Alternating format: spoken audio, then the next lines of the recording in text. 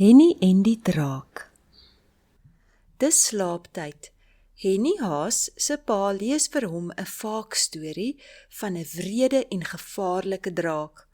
Toe die storie klaar is, vra Henny: "Woon daar nie miskien drake hier naby ons huis nie?" "Jy hoef nie bang te wees nie," sê Henny se pa. "Daar bestaan nie werklik so iets soos drake nie." Hy gee vir Henny 'n drukkie en 'n soentjie, maak hom warm toe en skakel die lig af. "Woon daar nie dalk tog 'n draak hier naby ons nie?" vra Henny homself af terwyl hy spook om aan die slaap te raak. Toe sien Henny 'n skaduwee teen sy kamermuur. Dit lyk nogal regtig soos 'n draak. En hy hoor 'n geritsel by sy venster. "Sê nou net daar is op hierdie oomblik 'n draak hier buite," fluister Henny. Hy hardloop om sy ouers te gaan vertel. "Daar's 'n draak hier iewers," skree hy. "Ek het sy skaduwee gesien en gehoor hoe beweeg hy." "Ai, die verbeelding tog," sê sy pa.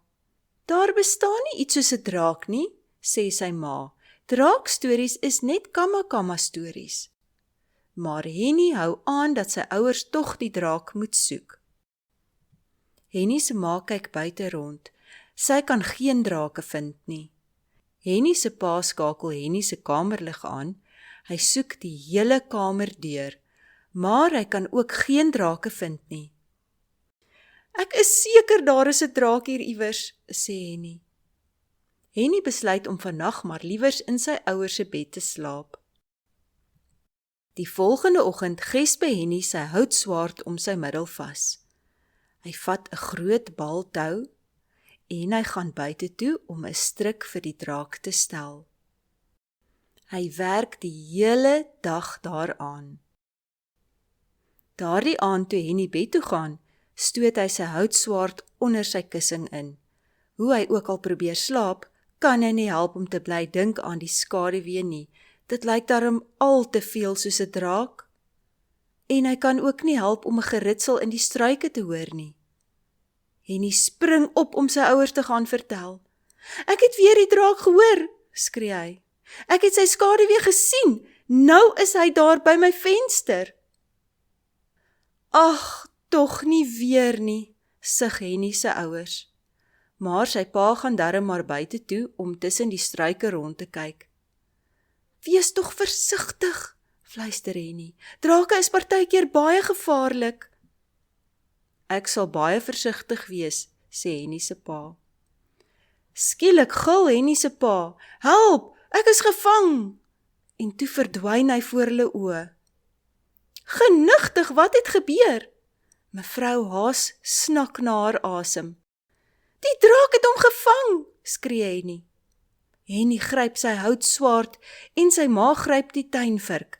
Hulle hol na die struike toe. En daar kry hulle Henny se pa, vasgevang in die draadstryk. "My arme man," roep mevrou Haas uit, "wat het met jou gebeur?"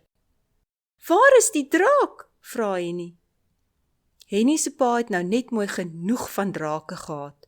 "Gaan dadelik bed toe," sê hy vir Henny. "En jy staan nie weer op nie, hoor?"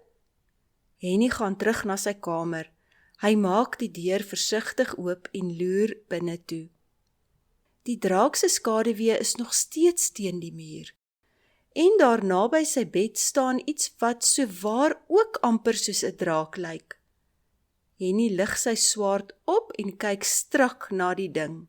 Toe dink hy, daardie draak lyk mos soos my pet wat aan die katelstyl hang. En sowaar, dis presies wat dit is. Nou wil Henny dit vir sy ouers wys. Hy sluip tot agter hulle en maak 'n geluid soos iets wat in die struike ritsel. En hy gooi die skaduwee van sy pet op die woonkamer se muur. Skielik kyk Henny se ma op na die muur. "Daar's 'n skaduwee wat sowaar soos 'n draak lyk," sê sy verbaas. Henny Haas begin giggel. "Ai, die verbeelding tog," sê hy.